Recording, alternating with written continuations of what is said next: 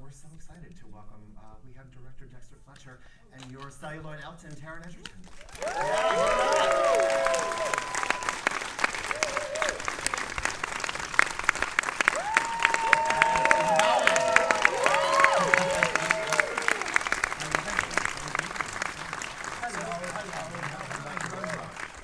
Celluloid Elton. Yes. And that's a new one, I like it. Yeah, so like that's the name of well, that's the Halloween costume I bought on Amazon, on celluloid. Yeah. I'll put it on my gravestone. Look forward to seeing that. What do you guys think? Thank you. So I'm being amplified by this little thing on my... Is that I'm told that's how okay, it works. sure. It's called a microphone. It's a microphone. Yeah, no, Congratulations. It's been, at Variety we talk a lot about the race and the state of the race, and this one came out quite a few months ago and it's still held on to so much attention and captivated not just American hearts, but you've been this has gone around the world, and here you are, full steam ahead, and it's just so impressive to see, and I think sort of a testament to the enduring legacy of your subject. But let's start with, I believe this all sort of happened, this creative sort of get-together through Matthew Vaughn, who's a producer on the Kingsman movies you might have seen with Taron. Yes. And Dexter, how do you know Matthew, and how did this sort of all come about? Oh, I've known Matthew for 20 plus years. I was, when I was an actor, I was in a film called Lock, Stock and Two Smoking Barrels. That Matthew produced. It was one of the first films that he produced. So he and I go way back. And then he always liked to put me in films that he subsequently directed and kill me off. I've been killed some quite imaginative ways by Mr. Vaughn. I don't take it personally. I take it as a great compliment. He also delights in drowning me. He likes to swim on the pools endlessly. But I've got to say that played very well into the whole sequence in the swimming pool, because Taron spent a day underwater singing on his back, sort of 30 metres down, singing Rocketman, which was quite something to behold. That's actually in camera work. Easy life, easy gig. Yeah. I mean, obviously you had this relationship with Matthew and this trust, but did he bring this to you, or did you sort of like see a script on a coffee table? No, I had inquired about it because originally it was going to be, the role was going to be played by another actor, and there's a lot of crossover with my team and his. It was Tom Hardy, and I'd asked my team if it was still moving it forward because I was very interested in it. But they said it absolutely was, and that was a couple of years prior to Matthew approaching me on the set of Kingsman 2, which Elton played a supporting role in, and basically asked, how would you feel about playing Elton John? I'm sure I can find a window in the schedule somewhere. And that was the sort of start of it, really. And it was always, from the very early conversations, Matthew said, I think, it would be great for you and Dexter to do this together. And I, couldn't imagine anybody else doing it. I think it just felt really right. It felt like something we were super jazzed about, and we'd made Eddie the Eagle together and wanted to find something else. Yeah. And it just felt like a really good.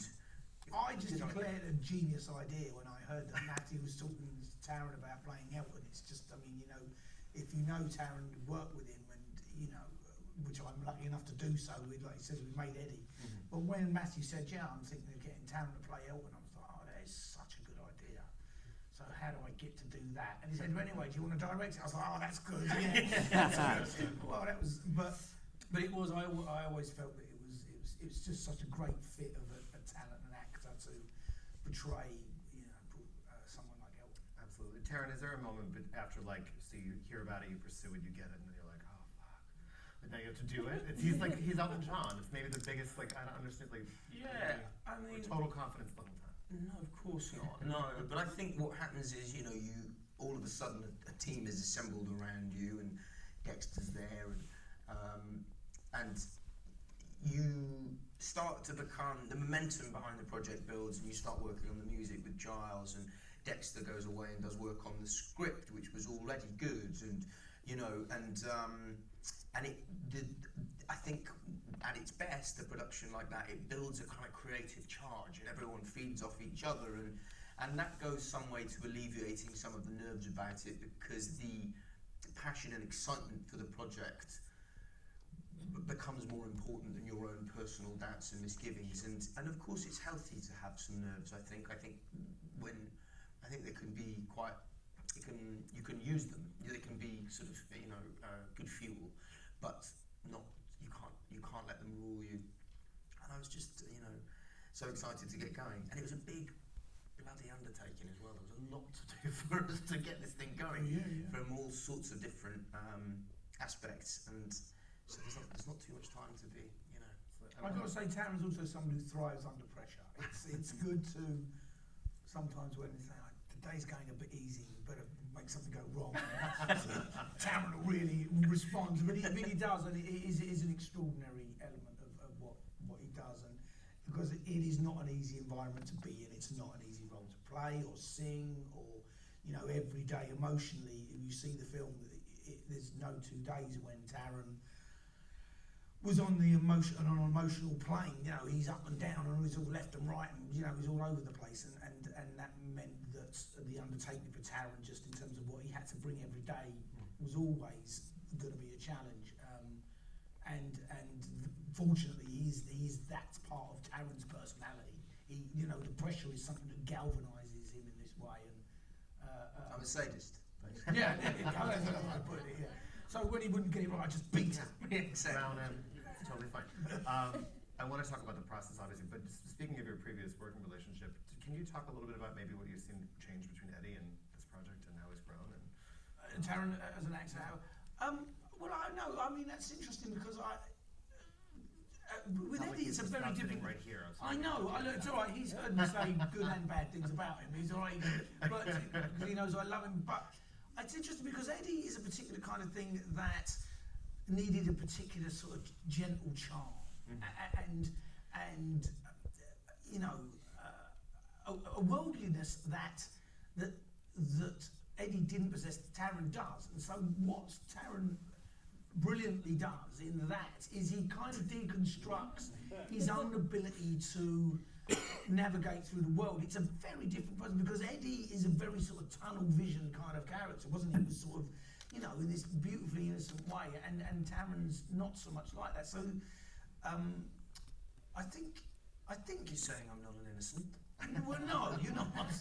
No, not really. But I think, obviously Elton's far more complex in what was needed, and I think why I was really excited about it, because I knew that this was ability that Taron had all of these things in his toolbox, and that this was going to be a really great platform for him to explore that and show that and indulge in it and really fly, and to have the opportunity to be part of that process with him, to say, yeah, go further. That was what was really exciting. And I think working with Eddie, I could just see that was there. But Eddie just didn't require as much. It just required a different element of what he does. And so I don't know if he's like, obviously he develops as an artist. The more he works, and of course he develops and becomes more confident and clear about things. But yeah, I don't know if he's really come on. Well done. I mean, he did a couple of movies in between, and that's all very good. But I think the Elton and the portrayal of Elton by Taron is sort of like the right guy at the right time. It's like really, it's one of those sort of really special moments that deserves. It's like you said right when we sat down. It's like here we are. 6 months later, and I believe it's testament to the film. I think the film is good, but also to the power of what Taron achieves in his craft as an actor. I think it's really. You can see there's someone, really, finding their form and racing, and it's great. It's great to see. What else am I going to do next? One more for you. When you obviously got the script and did your pass on it, I mean, saying you had this vision for, I think, sort of musical fantasy is the perfect way to describe it, but there's also sort of some magical realism in there. Like, saying that and then doing it are two totally different things. Yeah. And then when you get your own sort of pass the script, like, how do you even begin to approach the songbook and which ones you want to stage? I can't even imagine. Well, I mean, look, it's an embarrassment of riches when it comes to the songs, isn't it? I mean, and as we've said before, Taupin is a storyteller with his lyrics, as well as, you know, Elton being, you know, a kind of a giant with his songwriting abilities and all that brings to bear. So I really, I suppose I just drilled down into what we needed emotionally at any one given point, and once I decided that I don't care when the song was written, does it speak emotionally to where the characters are at that time? When they sing I Want Love, you know, which wasn't written till the 80s, does that tell us the right thing about those characters? When they sing The Bitches Back in the beginning, you know, it's about Elton's opinion of himself at that period of time and how he feels. Well, I must have been like that when I was a kid as well, you know. He has to separate who he is then from who he was. I don't know, I just didn't sort of second guess myself. I just let it run wild. I was like, oh, everyone should fly. Yeah, that'd be good. We're going to fly in this one. Everyone lifts off the ground. And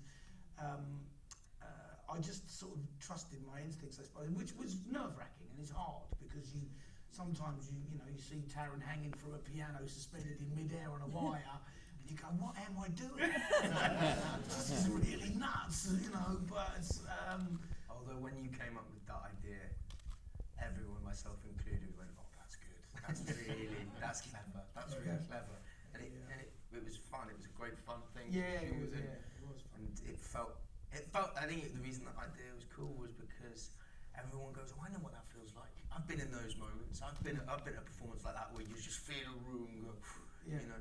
I went to see a concert last week that had a very similar effect. And, you know, it's that shared experience thing. Was it your own show at the Greek or? No, I saw Brandy Carlisle perform Joni Mitchell's Blue. Amazing. Same. For you, I think we just spoke a little bit about sort of the process. It's not obviously just the performance. You re-recorded everything, which sounds incredibly time-consuming and also intimidating. What was that process, and did you do it parallel, before, after? I mean, it was. I think one of the real secrets to the secret weapons we had was that we had this great period of months before shooting where myself, Dexter and Giles would essentially workshop the songs alongside Dexter developing the script, and we would figure out how we were going to approach these songs and how we could use the lyrics to move the story forward and to reveal things about what Elton and indeed some of the other characters are feeling at certain moments. And that just felt like a really gloriously creative time, and it was also a time for me to experiment with my singing and my voice and try and cultivate a sound that we all knew that we wanted it to sound more rockier than the musical theatre or sort of Broadway, just because, you know, we were depicting the life of a rock star, and there's Elton finds a gravel in his voice that we wanted to try and cultivate too. And, you know, for those songs like Benny and the Jets and Take Me to the Pilot, they sound better with a bit of, you know, a bit of grit in them. More rock, Taron, more gravel, more gravel. Exactly, yeah. But, you know, that was a really great time, and, you know, we needed to have that time in studio working with Giles, and Giles also simultaneously was figuring out, you know, what he wanted to do to try and reimagine and reinvent bits of music, you know. So, I mean, as we all know, there's no Bangor section or Ska section in Saturday Night's All Right for Fighting, but Giles had to figure out all of those moments and map it all out. So there's a tremendous amount of work, but I think we didn't all exist in isolation. We kind of did it together, and I think that was the real key to why it worked, was because we had this core group of us at the heart of the creative process, led by Dex, who were essentially kind of, you know, sort of spitballing ideas, and, you know, and then they'd be vetted by Dex, and we'd figure out what we were going to do. I'd claim them all as my own. No, you didn't actually. Alan Leach told me that you credited me for the porn thing the other night. I was like, Dex, you lovely man. It's true. Can I say one more thing? Sorry, I know it sounds fun. Yeah, sorry. But it's just dawned on me while we're sitting here, a bit late in the day maybe, but what's extraordinary about the songs and the music and stuff as well is that, you know, this film is originated by Taron, is originated by us. What I mean by that is there was no show of it before. You know, it's usual with musicals, having done them before myself, I don't mean Bohemian Rhapsody, I did another musical, but there would be a show first. So there's a very well-established musical line through that people have worked on and developed and over many, many years and workshopped and created. It's not unusual that you see that, but whereas what he did is he's created this. We've created this new musical. And I'm just thinking that's really good. I mean, you know, do you know what I mean? No, and we're very proud of it. We are. Yeah. But I think because I'm trying to think about you're talking about the process of it and and a lot of it we discovered en route and on the way, and we were sort of workshopping things as the process went, because once the train leaves the station, it's going, and we didn't have time to spend months and months and months in rehearsal rooms. We kind of found things in moments, and I think that's part of the crackle of fun that's in there, because that's like a knife edge to walk on, you know, and because we did some before, we did some during, and he did some and recorded some after as well, you know, bits we had to go back and finesse, and I suppose that's what it is. I would like to think that it could transfer to the stage, that there could be a Broadway version of it in my... You're right, I think there's a sort of factory or assembly line now with a couple of recent examples, and not just recent, you can go back to the 80s, 90s. There's a general politeness about Broadway musicals that are also supposed to be very user-friendly, that when they come to screen, you can like make them grittier with nudity, or like, you know, whatever you want to do, but you're right, you sort of like reverse engineered this entire process, and I'm sure that people would love to see it come to the stage. No, yeah, that'd be... For you, I'm curious, do you think it's, obviously the performances are big, but there is a bit of acting happening before or after or within. It's not just straight, you know, now the lights come up and we do this number. So do you think... I hope so. That's what I spent 3 months doing. It comes across. But I wonder, like, was that easier? Lovely bit of incidental acting. I meant more in that, like, sort of like proper rock biopic. Now we see Freddie Mercury on stage, now Live Aid kind of thing. Yeah. But seriously, would you find it easier or harder to have to sort of shine through in those moments, or does that performance element give you momentum? Because you also have some very straightforward dramatic bits with you and Richard Madden. Yeah, I mean, I don't really think about them any differently, really. It's all, you know, the way I've always thought about why a character sings in a musical theatre piece is they sing because they've got no choice but to sing, and whatever they are feeling the need to express, the song is a more adequate form of expression for that moment. You know, I think you have to earn a moment of singing because words feel pedestrian, you know, and so I'm not sure that when singing I feel particularly like it's a great deal different from acting when you're just speaking.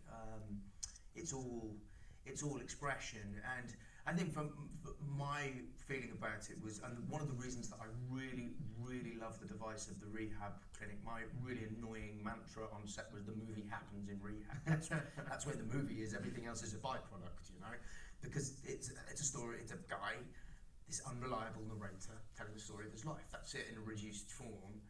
But from my feeling was that, you know, although I walk in this ridiculously wonderful costume, and you know, and characters break out into song, the scenes where he's recounting his life, I think, have to feel really real and really felt and really kind of grounded, and that's what I wanted to try and achieve with the characters, so that you could, because then you can get away with people flying and you know, and crazy things happening, because you can invest in this guy, this real guy, which he is in all of his glorious human imperfections.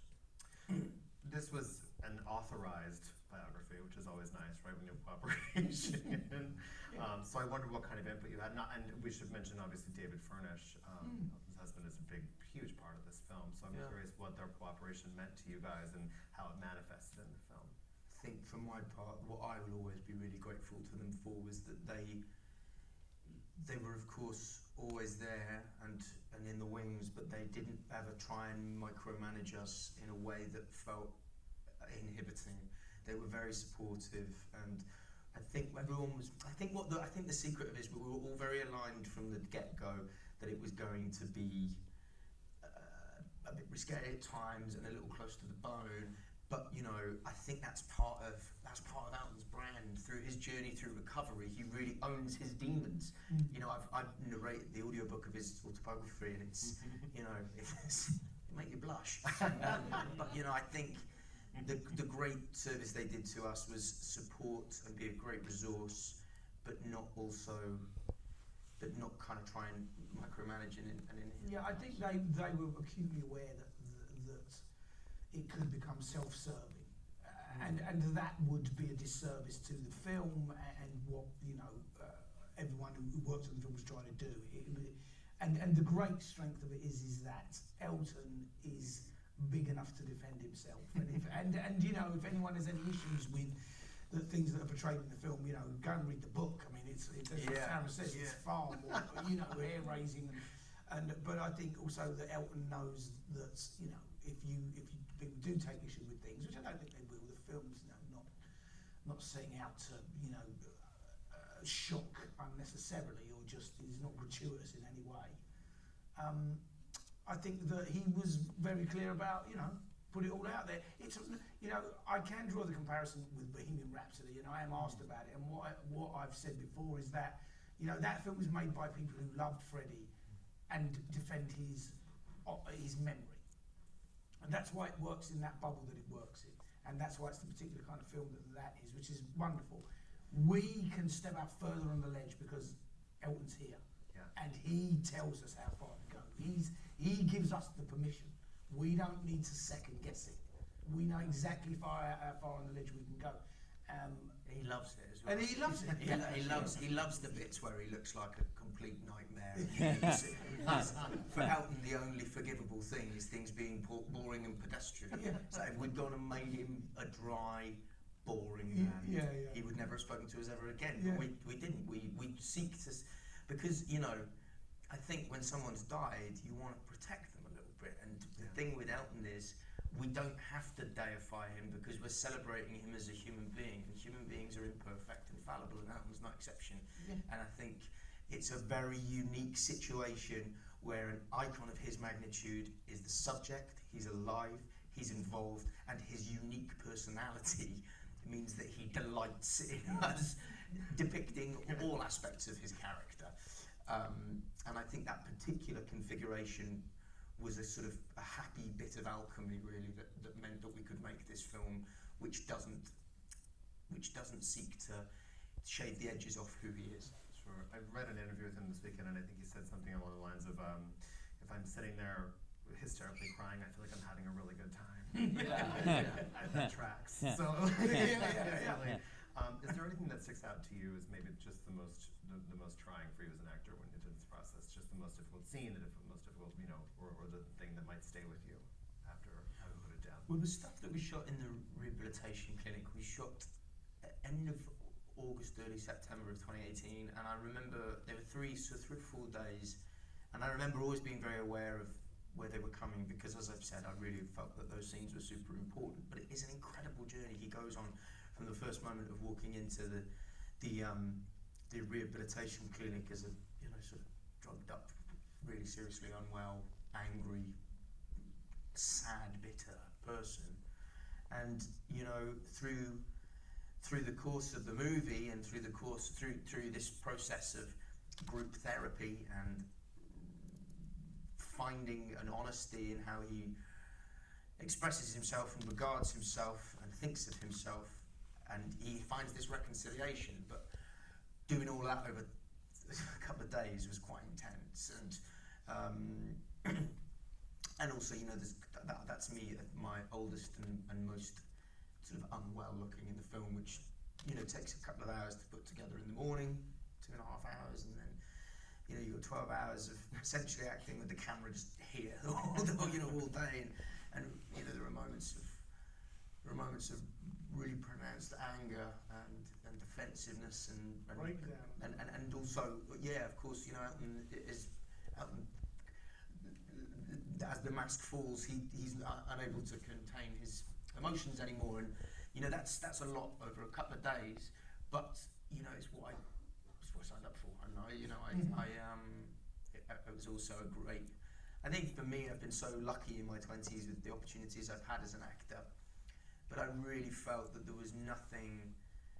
There was, you know, this great character presented a challenge and an opportunity upon which there was no ceiling. You know, it felt like I could just, you know, move freely within it, and it was kind of limitless the fun you could have with it, and the emotions you could explore with it, and that was an incredible, I think, possibly once in a lifetime opportunity for an actor. Absolutely, it's an amazing takeaway. So the end of the film tells us that he is very successfully and thankfully kicked every addiction but one, was shopping. We're working on a sequel now. It's just him shopping, just Elton in Gucci. I may be curious. Did you guys get any ridiculous rap gifts or set gifts or congrats gifts or anything? I know. He's a gift giver. He is a gift giver, and I've got a few lovely things from him. The first really beautiful gift that he made me was the first diamond earring he bought in 1972, and I wear that in all of the rehab scenes. It's the heart, just happened to go with that costume. It felt fated, and then he's given me some lovely things. He's the kind of person that you'll mention something in passing, and then it'll just arrive at your house, whether it be vinyls or books of photography. And he bought us both porcelain skulls, didn't he, when we wrapped? Limited edition. I know how much they were. I was like, It's a beautiful thing. He loves skulls. He's obsessed with loves skulls. And You're not going to do like Hamlet together or anything. It's just no, I have done that. Yeah, I have sure done you that. have. And he continues. His generosity knows no bounds. He continues to amaze me with the things. I think it's the generosity of his spirit and who he is as well. It's like, you know, the thing that always struck me with that earring that he gave you is such a personal item. Yeah. You know, it's the first diamond he bought himself in 1972. It's like, you know, there's no way that doesn't have incredible sentimental and personal value to it. There's no way. But what he understands and the generosity of the soul is that he gives it to Taron because he knows Taron's about to embark on this incredible journey. That he's just saying, what you're doing means so much to me. It means this much to me. You know, because there's no way you could put a value on what that one thing is. The first diamond Elton John ever bought. Do you know what I mean? And he gives it to Taron, and I think that for me was like, we are dealing with a really strong, special person in that respect. You know, it doesn't matter about the value of it, the emotion. What it meant to me emotionally was kind of. Yeah. And how empowering that is. Yeah, it was staggering, and it felt like a sort of, like a magic talisman or something. You know, it felt like when I was wearing it, it was kind of, I don't know, it just made me feel very close to him, and it really personalised the experience of playing him, and it was just a wonderful, wonderful gift, and I'll always be grateful to him. That's fantastic. Well, we may all keep talking about the film, and thank you so much tonight. Thank you so much. Thank you.